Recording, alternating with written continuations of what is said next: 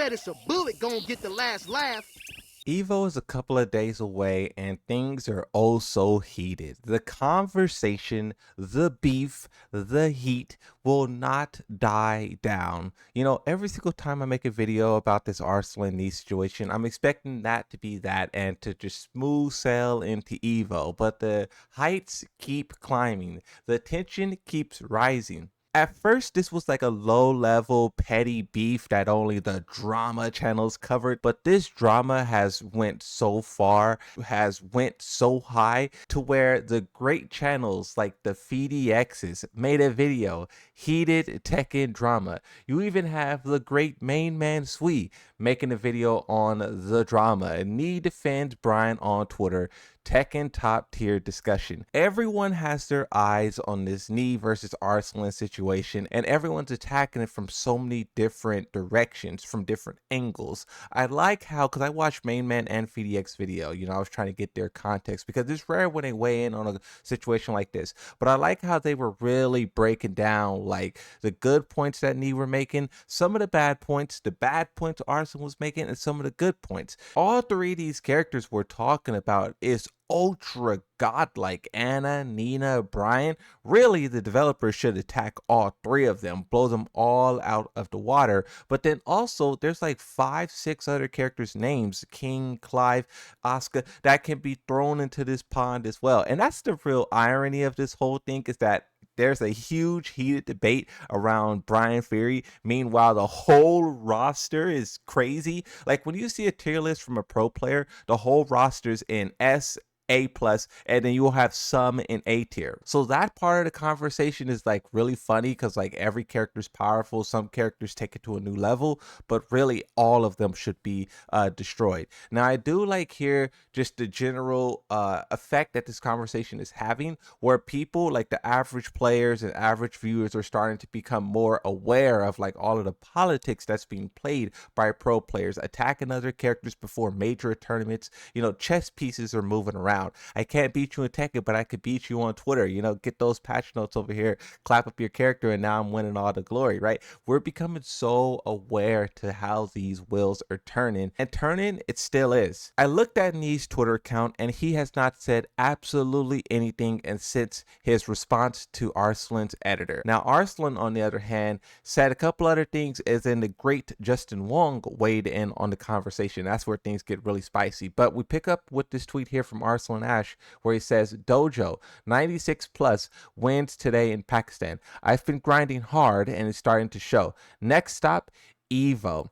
With how high the tensions are, I know all of these pro players are working so hard, because after talking all of this trash, if these guys do manage to meet in this tournament, that's going to be a crazy battle. But then if they don't, people are just going to be seeing who makes it to top 8, who makes it to top 32, who loses, right? Does Knee lose to a Pakistani player? Does Arslan lose to the Korean? It's going to be such an amazing event, and people are going to be tearing it to shreds, because that's what's been happening all across Twitter. Now, this is where Justin Wong comes in. For those of you who don't know who Justin Wong is, because he's not really big in the Tekken scene like that, he mostly does Street Fighter and a lot of other games, but he is dabbling in the Tekken 8. He's getting some more experience with the game. He says he wants to continue to play it. That's really cool. But this guy is just a really legendary person in the FGC, and he's been observing what's been happening. And he said, how much do you think it would take to make Knee versus Arslan Ash happen? Here's the thing as well. These pro players are all about the money, the glory, but also the money. You know, from what I know about Street Fighter, when they do mirror matches or money matches, those guys be putting like 10,000.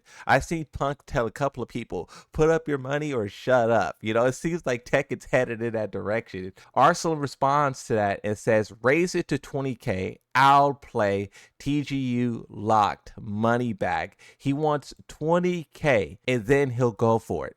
Nothing less. Now, this is where it gets interesting, because Justin Wong says, so 20K money match, winner takes all. Arslan says, you tweeted it, now you fund it.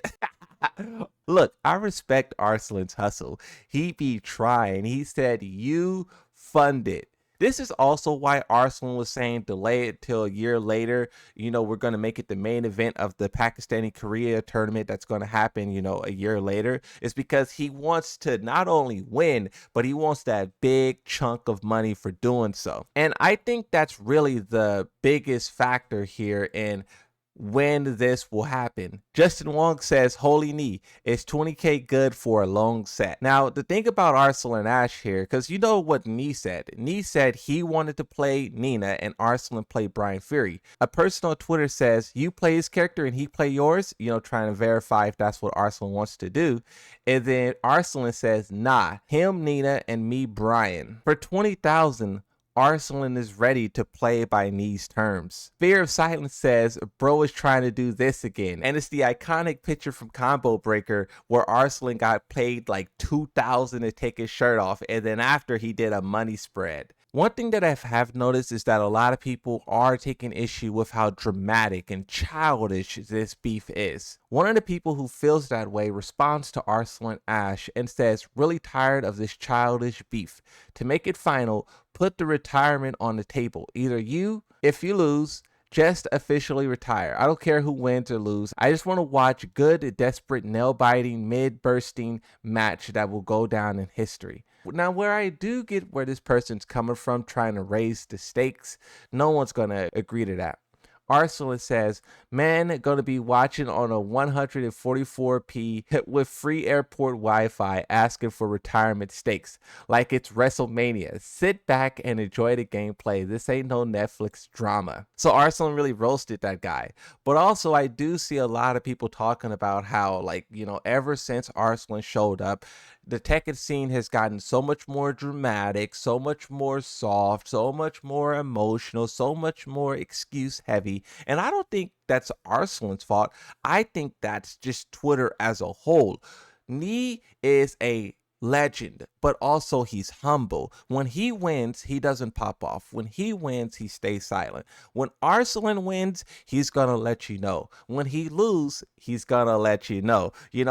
Something that people also critique Arslan for is making the excuses for this, excuses for that. Really, bro, I think, and Arslan said this before, he said, Pakistan isn't a wealthy country. A lot of people there don't have the opportunity. So the bigger the spectacle he can make these events, the more opportunity he brings to himself, to his people. And then also talk about how he was trying to push this first to 10 to a Pakistani hosted event. He's trying to lift up himself and his country like he's always have been. Arslan first showing up back in like 2018 or whatever it was and kicking through the door. Not only did he walk through, but all of his Pakistani brethren walked through. So that's what he's kind of trying to do. For you, who do you think will win this Evo? Do you think Arslan Ash will win and earn his 6th Evo title? Or do you think Nee will tie the score and win his 5th Evo title? Or do you think that there is someone else out there who's going to smoke both of these guys? They're too lost in the politics, they're not focused, they're not labbing, they're not training hard enough. Someone else out there is going to take the title. Let me know. Comment down below. Nee,